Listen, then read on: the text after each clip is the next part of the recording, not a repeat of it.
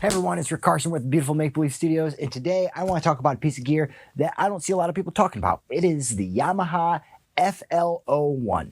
The Yamaha FL-01 is probably my favorite flanger that I actually have at our studio. It is a pretty inconspicuous pedal that came, I believe, in the 80s, and there's a few other versions that were made by other companies, such as Pearl and I don't know who else, but I'm assuming that you could probably find some.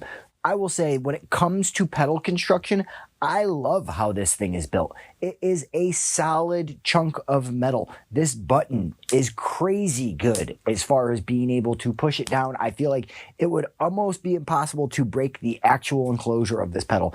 I do feel like I could easily break these knobs and they could have done something better there, but the FL-01, in my opinion, is great for a couple of reasons. One, it can easily go into feedback, and there's some flangers that we have here that never will ever come close to being as weird as this thing because they can't achieve anywhere near a full feedback loop. And this thing will pretty much turn itself into a synthesizer, which you can then go ahead and affect while keeping the feedback cranked. I think it's a great pedal in that regard, but for me, the number one reason is that it actually does a great job of retaining the low end. A lot of flange sounds, a lot of chorus sounds, because of the nature of things playing with each other, very close to each other in the frequency spectrum of copies of audio. There's always going to be some sort of cancellation frequency wise, and a lot of that will just eat up the low end. Your kick drum will disappear when you try and flange the drums.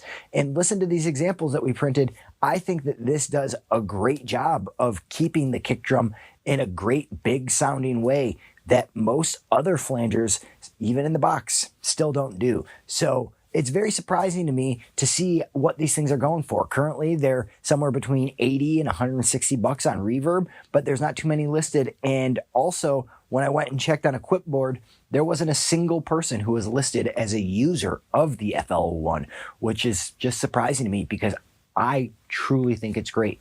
Curious on what you guys think. Hope you're having a great day. Catch up with it. Bye.